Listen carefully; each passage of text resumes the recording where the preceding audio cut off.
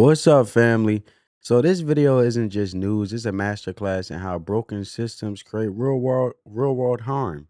And I'm going to deep dive into what happened in Boulder, Colorado, a targeted terror attack where a man set 8 people on fire using homemade weapons.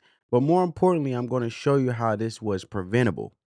I'm not here to scream politics. I'm here to use common sense and my background in accounting to break it down from a system integrity perspective. Because once you start seeing how these systems actually fail, you'll never fall for sound bites again, right? So, with no further ado, now that I gave you guys I prefaced the conversation, I should say, let's check out the clip. Federal authorities releasing the charges for the man accused of setting 8 people on fire in that targeted terror attack in Boulder, Colorado. Officials say he's now being charged with a hate crime that's federally. And this is what they found. They found at least 14 unlit Molotov cocktails on his person, along with that makeshift flamethrower. The Molotovs comprised of glass wine carafe bottles or ball jars containing clear liquid and red rags hanging out of the bottles. He made these himself. In fact, it says that he researched on YouTube how to do this. And later, during an interview with the officials, the suspect stated outright, and he's talking, he stated he wanted to, quote, kill all Zionist people and wished they were all dead. He also stated that he would do it again. Emily, he also said during this interview he specifically targeted the Zionist group that had gathered in Boulder. He knew they planned to meet that day, Sunday at 1 p.m. He arrived at 12:55 and waited for them. All right, family. So here's the raw truth. A man federally charged with a hate crime attacked a group in Boulder, Colorado, right? Using a flamethrower, as you heard, and 14 Molotov cocktails. He told authorities what you guys heard, and he even said he would do it again. But that's not just hateful, that's a premeditated terrorism. He didn't cross a river or sneak through a fence. He came here illegally in 2022 on a B2 visa, but when that visa expired February 2023, instead of being removed, the government approved a work permit for him 1 month later while he was building bombs. And I don't say this lightly, but that is a pure system failure.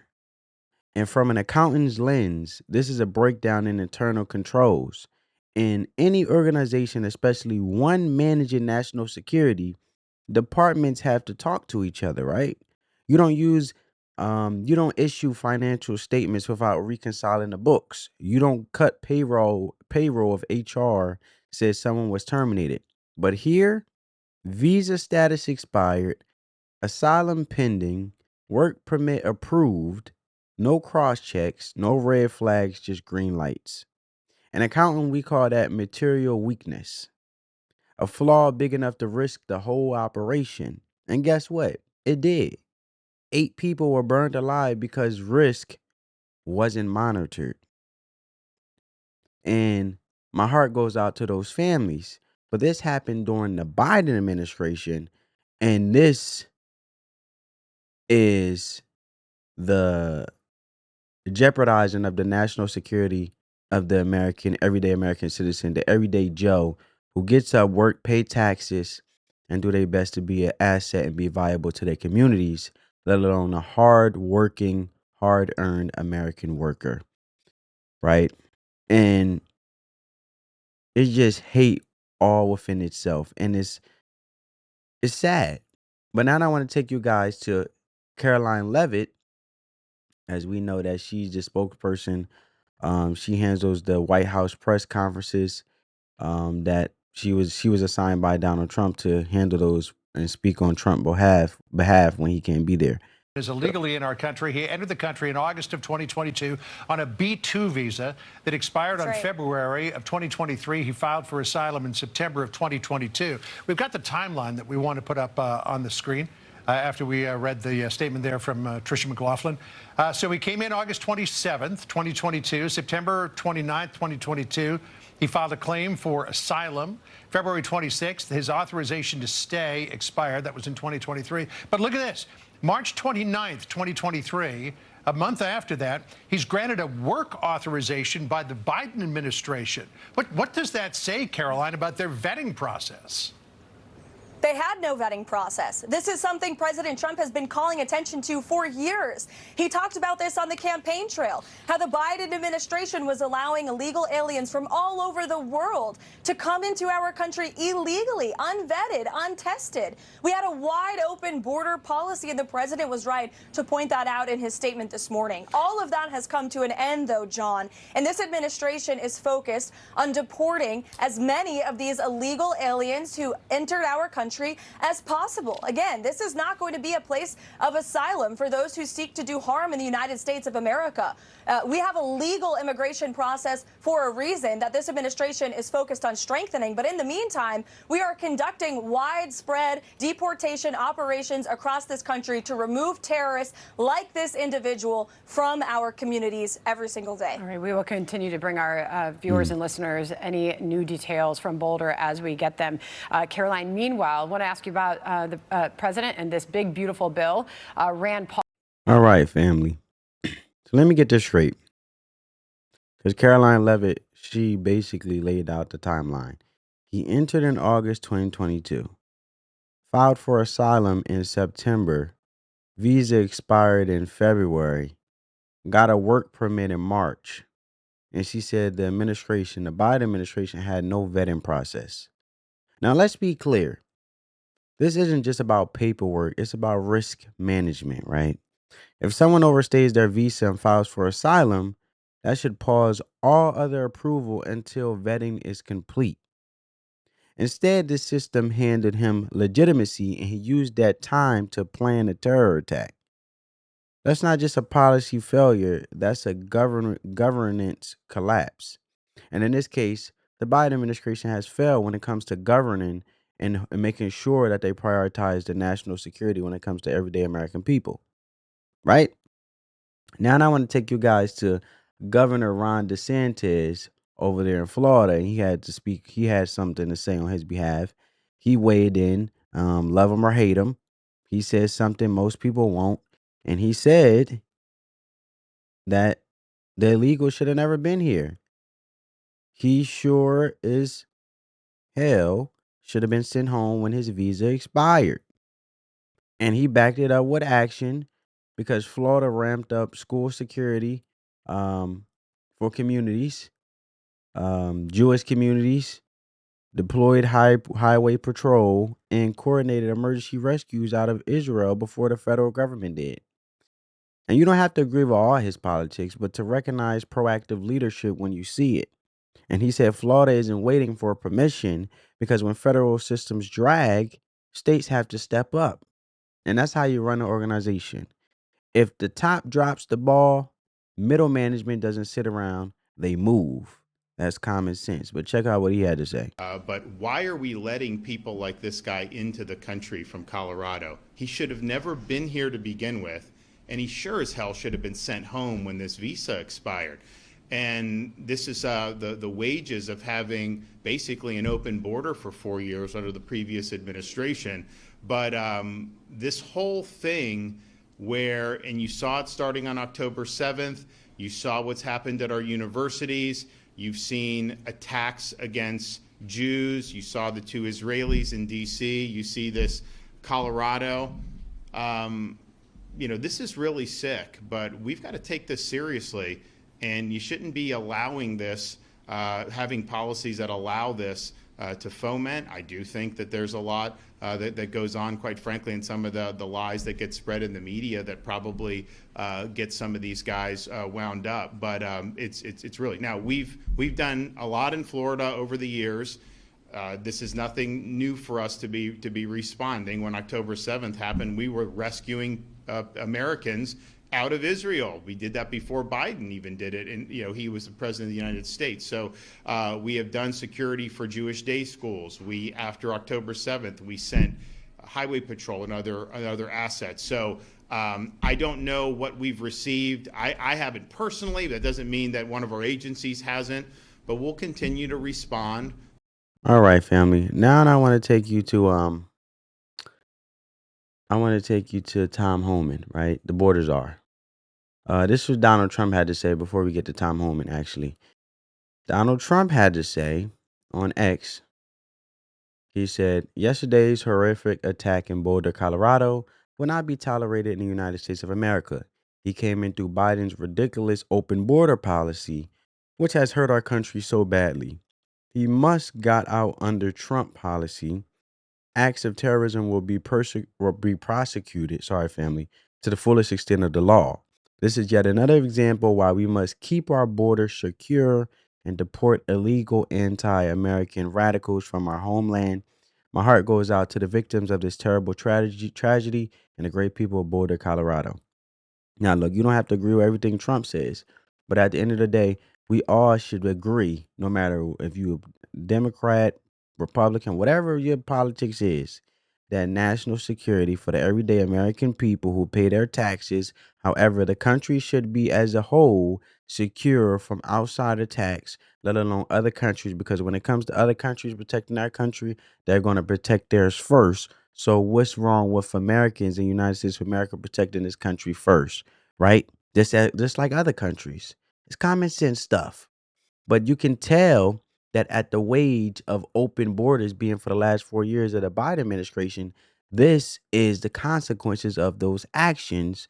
Now, everyday Americans have to suffer due to the actions of a past administration, right? And we can say that that's not prioritizing the safety of American people. Now, let's go to the Tom Homan, the border czar. ICE was the only law enforcement agency that had a policy: you can't arrest somebody at a courthouse, you can't arrest somebody at a medical center, you can't arrest somebody at a church. And look, there's no sanctuary for a public safety threat or national security threat. So when we lifted that policy, it's like we're not going to raid schools. We're not going to go and raid a school, but if we have an MS-13 member that's a senior in this high school, and we know he's there now, we've been looking for him, we'll work with local authorities to arrest that MS-13 member. Law enforcement does that every day, every other law enforcement agency. So we're no different, but there's no sanctuary for public safety threats and national security threats. But courthouses, look, I've been in courthouses many days, many times, where I watched a father getting arrested in a courtroom for not paying child support. So why can't ICE go in a courthouse and arrest a significant public safety threat? It's the right thing to do. Take them off the streets and put. And look, if the local prosecutor, the state or federal prosecutor, wants to continue with the prosecution, they simply got to agree with us, take them back in custody, let us know when you're done with them. But there's no sanctuary for illegal aliens or a public safety threat in this country. Now, and that bears a question I want to ask you guys. Let me know down in the comments. Is it fair? And I'm talking on the actions in regards of the whole Biden administration with the open borders. Is it fair for a president, an administration, just in general, but based on the actions which caused these consequences, like the Boulder, Colorado example, or the Boulder, the sickening, sad action of this Boulder, Colorado incident that just happened recently, that I'm using as an example?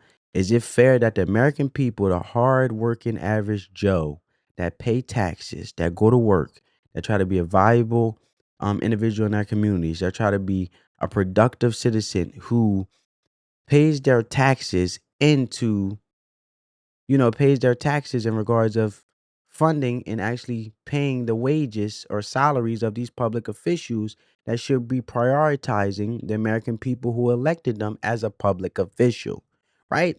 But is it fair that the priority of an illegal is more prioritized than the safety of American citizens who actually pay into the system and are victims who are coming to the simple fact, to the ultimatum of mostly losing their lives due to something that was out of their control, but a public official that was elected that was supposed to be prioritizing the country, which involves the United States, obviously, and the American people. So how aren't you protecting the people within the country that you are governing, but you're protecting outside individuals that are illegal, disrespecting your country, but you are ready to prosecute the American people, the people that elected you in this case, the Biden administration, President Joe Biden, you know, was elected from we the people, but you are prosecuting your people, but you are prioritizing the safety of people that are not even part of the country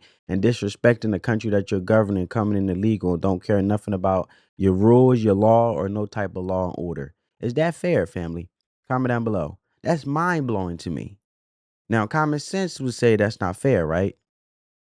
You prioritize the people in your country who elected you. You are acting on behalf of, lobbying the best interests of those people, which in this case is the American people as the president, and that means prioritizing national security.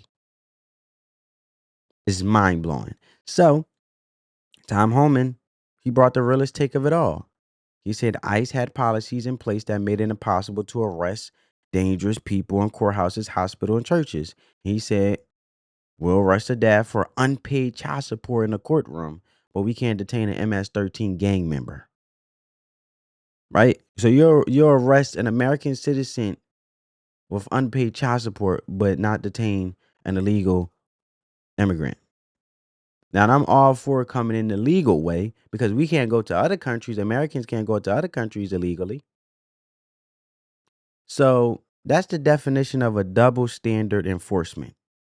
From a control standpoint, when enforcement is selective or politically restrained, it breaks the chain of accountability. It's like auditing the janitor, but not the CFO. It's performative, it's ineffective, and in the case of terrorists, it was lethal. So, I want you guys to really, and this is the image that captured the whole synopsis of this sad, unfortunate situation. The man with the Molotov cocktail bottles. This is him in the corner breaking. Authorities have identified Mohammed Solomon as a suspect who threw a Molotov cocktail at a pro-Israel walk in Boulder, injuring multiple people. So here's the truth and why this matters, because this is bigger than politics. I care less about politics. But I think anybody who has a heart and any good person and any humane person would know that a life being lost to an unfortunate situation such as being selectively targeted in regards of doing something hateful is so hurtful, right? It's so saddening. It's so unhumane. And it's not right. So the truth is, this ain't about the left or the right, the Democrat or the Republican. This is about common sense versus chaos, okay? That's my message. We could be a country of laws and compassion at the same time, but compassion without boundaries becomes negligence. And policies without real follow through becomes weapons in the hands of people like this attacker. And this man didn't find a loophole, the loophole found him. So let me talk to you, family, watching this. Whether you're an accountant, a business owner, a teacher, a nurse, your systems need integrity. You don't leave audit trails unmonitored. You don't issue checks without validation. You don't leave expired IDs active in the system. So why are we okay when the government does it? And this is where we hold our leadership not just accountable, but to the same standard we hold ourselves. You and I will lose everything or lose something for, look, you would lose something for this oversight of failure. If you didn't do your job, you would lose something for oversight failure. So why does Washington or administration get a pass? You know what I'm saying? But I don't want to leave this video on anger. I just want to leave you with clarity and power. And having a thought-provoking conversation. I'm always open to the possibility of being wrong. I'm just having a conversation with you. We don't fix this by ranting. We fix it by raising the standard, by asking better questions, right? And actually being proactive and being logical and not emotional. So then we can organize and do better to get up out of this dysfunction instead of sitting there and not holding nobody accountable or having no conversation productive enough to mind things out, right? So, look, we fix it by saying no, you don't get the rubber stamp applications without a full check. No, you don't issue work permits after a visa expires. No, we are we are we we are not too nice to protect our communities. And what I mean by that is, if your community is suffering due to you accepting anything, then what do you stand for? And us as a country. Because if the country doesn't prioritize national security, all communities within the country fails. States, cities, you name it, right? And it affects the next generation after us, you know. And it just all starts with awareness, is my point I'm trying to say. And awareness starts with having productive conversations like videos like this that I'm creating with you guys. So, yes, this was a terrorism. It was a system failure, but most of all, it was preventable. And that's what's so heartbreaking about it. We don't need perfect politics. We need competent systems. We need leaders who understand the importance of risk, audit, control, and accountability, not just in finance, but in immigration, law enforcement, and national security. So now I turn to you. Do we fix this with better policy, or do we start with better principles? Drop your thoughts in the comments and keep it real, keep it respectful, and go check on somebody today. You know what I'm saying? Be the kind person um this broken world needs more of. Peace. You know what I'm saying? Spread that peace, love, and positivity. Let the love supersede the hate. If you got some value from this video, give this video a big thumbs up. It helps crush that YouTube algorithm. And I hope I pour some type of value in your life and a seed that is uplifting, that will sprout within you as you go on and live your life. Catch you in the next one, family. Peace.